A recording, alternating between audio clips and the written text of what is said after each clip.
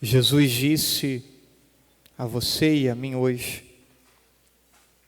se alguém vem a mim, mas não se desapega de seu pai e sua mãe, sua mulher e seus filhos, seus irmãos e suas irmãs, e até da sua própria vida, não pode ser meu discípulo.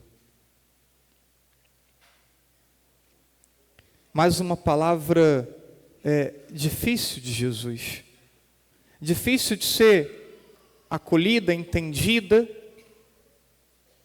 A homilia de hoje certamente pode lançar algumas pistas para colaborar com a compreensão, mas é preciso um esforço maior também de leitura da palavra, de hábito de meditar a palavra, para entendermos aquilo que Jesus propõe e pede a cada um de nós. Ainda hoje multidões seguem Jesus por todo o mundo. Quantos católicos em missa em todas as nossas igrejas? Por que não dizer quantos evangélicos também em seus cultos, todas as semanas? Mas, embora multidões ainda parem para escutar Jesus, não são muitos que possuem as disposições exigidas por Ele para ser um discípulo. Dois padres da igreja nos ajudam a entender essa fala de Jesus. E quando falamos padres da igreja, falamos aqueles primeiros teólogos, aqueles teólogos dos primeiros séculos da igreja. Teofilato escreveu: muitos que acompanhavam Jesus não o seguiam de coração, não o seguiam de todo o coração, mas o seguiam apenas mornamente. O Senhor mostra como deve ser o discípulo. São Gregório Magno disse: não deveríamos permitir que ninguém se coloque no nosso caminho para Deus, como que sendo um obstáculo para poder chegarmos a Deus. O texto bíblico menciona vínculos humanos e cita vínculos familiares, que são os vínculos mais fortes que experimentamos. E o próprio mandamento diz: honra pai e mãe. Mas é preciso perceber que na própria ordem dos mandamentos, eles estão colocados não aleatoriamente, mas colocados em uma ordem de precedência, em uma ordem de prioridade. E o quarto mandamento é honrar pai e mãe.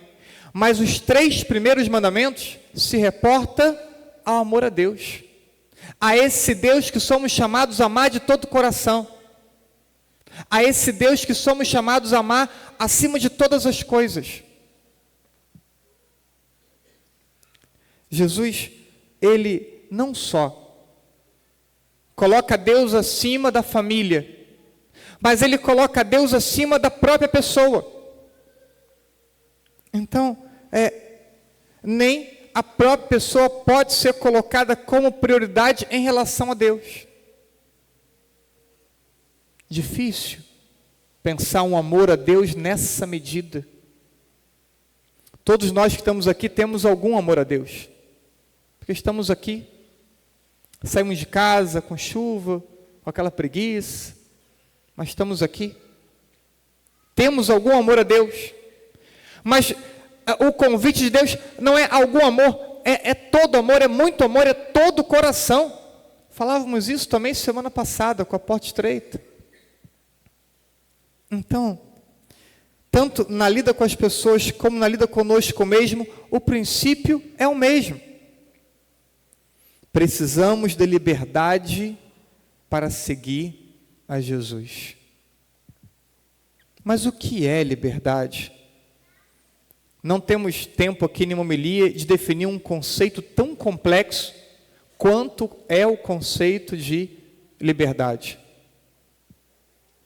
Mas a conclusão eu já mencionei aqui uma outra vez, dizendo que liberdade não é fazer o que se tem vontade, mas a capacidade de renunciar ao que se tem vontade para acolher a vontade de Deus. Vamos sendo influenciados por conceitos filosóficos, mesmo que talvez nem tenhamos a ideia desses conceitos. Sartre vai dizer, um filósofo pagão, que a liberdade não há limite. O limite da minha liberdade é a própria liberdade. Ou seja, faço tudo aquilo que tenho vontade. E isso é ser livre. E vemos essa compreensão pagã popularmente sendo replicada na boca de nossos adolescentes, jovens e adultos. Sou livre, faço o que quero. Essa não é a compreensão cristã de liberdade. Porque justamente porque você não consegue dizer não a si mesmo, que você não é livre. E quantas vezes nós não temos forças de dizer não a nós mesmos?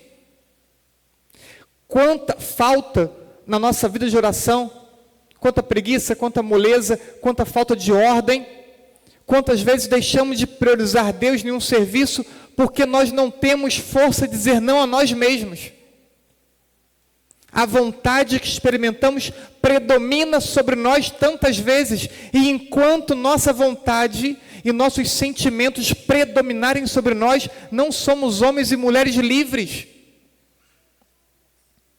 Se você só faz o que tem vontade, você não é livre. Livre é ser capaz de fazer o que não se tem vontade de fazer.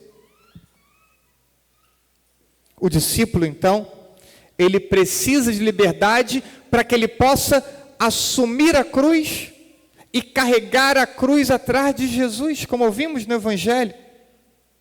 Como que se abraça a cruz e carrega a cruz se não temos liberdade?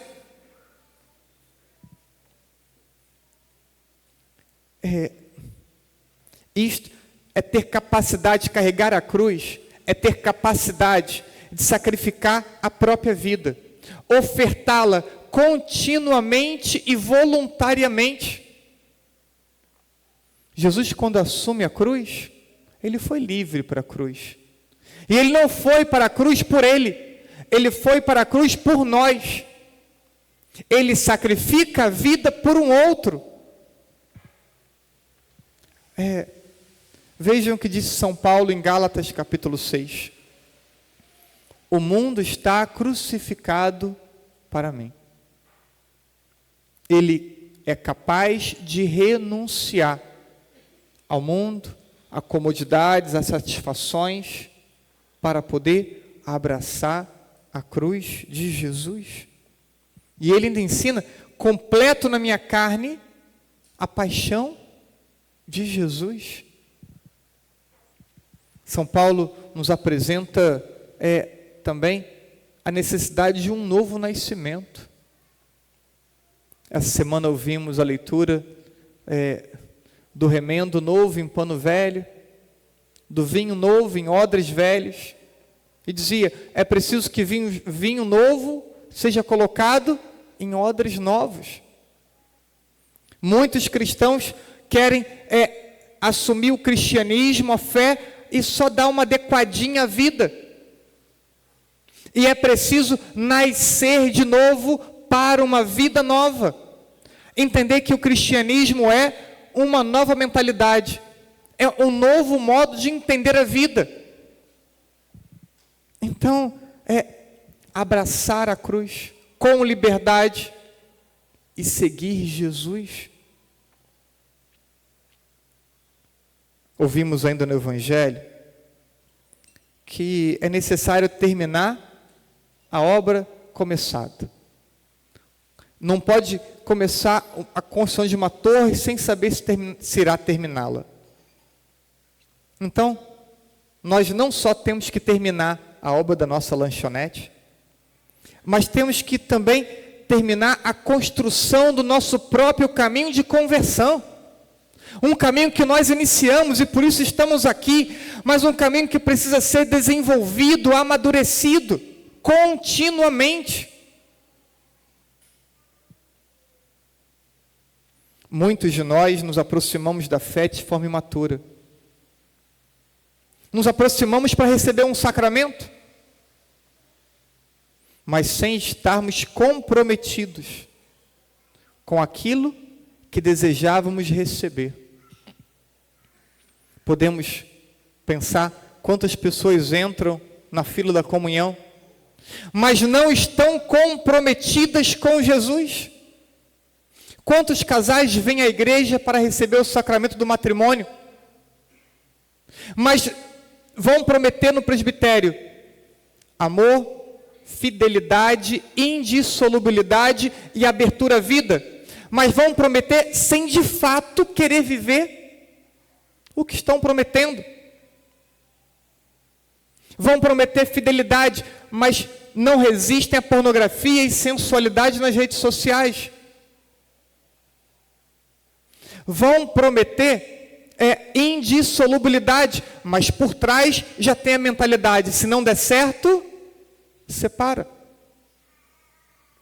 Vão prometer abertura à vida, mas já vivem vida sexual ativa e já usam preservativo, já usam pílula desde o tempo de namoro, e vão casar e vão continuar usando pílula, vão usar camisinha, mas vão prometer o quê? Acolher os filhos que Deus... Então, nós queremos os sacramentos, mas não queremos coerência de vida. Nos aproximamos de forma imatura de Deus, da sua palavra, da sua doutrina, dos sacramentos. Trazemos adolescentes, filhos nossos, para serem crismados, à revelia da vontade deles.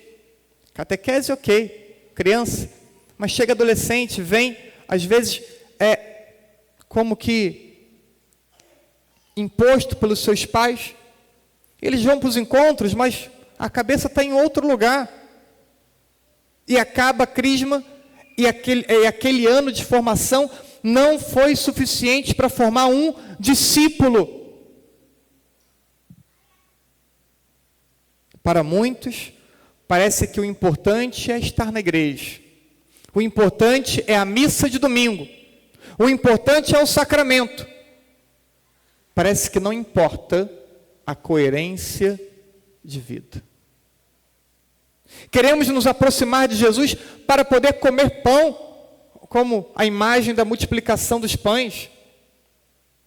Depois Jesus continua o discurso dizendo: me procura para que possais ficar saciados. Não para ser discípulo. O desapego evangélico, dito por Jesus como condição para o discipulado, é Ele que nos torna livres. É necessário um caminho de desapego, porque esse desapego nos faz homens e mulheres livres. E a liberdade possibilita acolher a cruz, abraçar a cruz e caminhar com a cruz atrás do Senhor. Viver crucificado é uma vida oblativa, é uma vida de oferta, é uma vida de entrega, porque Ele é o nosso modelo. Ele crucificado, Ele abraçando a cruz, e nós atrás dele também, com nossa vida crucificada, com nossa vida ofertada, não só por pessoas que amamos, ofertada por pessoas desconhecidas e ofertada até por pessoas que nós não temos simpatia alguma. Porque Jesus morre por bons e por maus. Morre por todos. Então, é abraçar a cruz para viver com oblatividade, com oferta de vida. No evangelho que lemos há algumas semanas, Mateus capítulo 19, Jesus diz que dificilmente um rico entra no céu, e usa a imagem do camelo e da agulha. E quando eu era pequeno eu ficava imaginando, que coisa louca, um camelo e uma agulha, né? Mas o camelo é uma linha grossa, é o nome de uma linha grossa. Então é mais fácil uma linha grossa passar pelo buraco da agulha do que um rico entrar no céu. Mas rico não é só a pessoa com um poder aquisitivo alto, mas é a pessoa apegada. Podemos ter ricos desapegados, mas a riqueza que preocupa é aquela que gera apego. Então, apego a si mesmo, apego a outras pessoas, apego àquilo que se tem como bens materiais, e que de tão apegado, a pessoa está impossibilitada de ter espaço no seu coração para Deus. Essa é a dificuldade de quem é apegado e que não consegue ser livre. Muitos buscam a Deus, mas poucos se tornam discípulos, pois ser discípulo exige amá-lo de todo o coração. Ser discípulo exige colocar Deus acima de todas as coisas, de todas as pessoas, de nossa própria vida. Acreditem, o nosso amor a Deus, ele purifica e alarga o nosso amor às pessoas. Quanto mais formos capazes de amar a Deus, mais e melhor amaremos as pessoas. Portanto, não temos por que ter medo e receio de amar a Deus. Não temos por que ter receio de entregar o nosso coração todo a Deus. Você vai ser mais fiel ao seu esposo e sua esposa, quanto mais você amar a Deus. Você vai conseguir relacionar-se melhor com as pessoas, quanto mais você amar a Deus. Não temos que temer amar a Deus de todo o nosso coração. Jesus começou com 72 discípulos.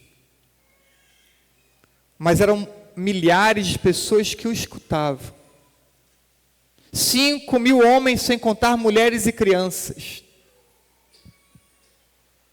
Mas na hora de enviar, só pôde enviar 72.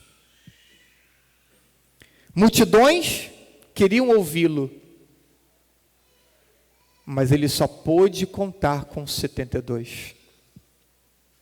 Multidões continuam ouvindo a Jesus nas igrejas católicas, nas igrejas evangélicas, mas continuamos tendo poucos discípulos. Nós temos quase 3.000 pessoas em missas dominicais, mas quantos destes são discípulos? Eu peço desculpa a vocês, porque eu termino essa homilia sem concluí-la.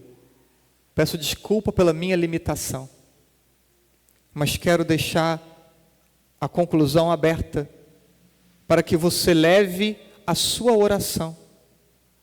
E você, na sua relação com Deus, você possa refletir e chegar à conclusão se você é a multidão ou se você é discípulo.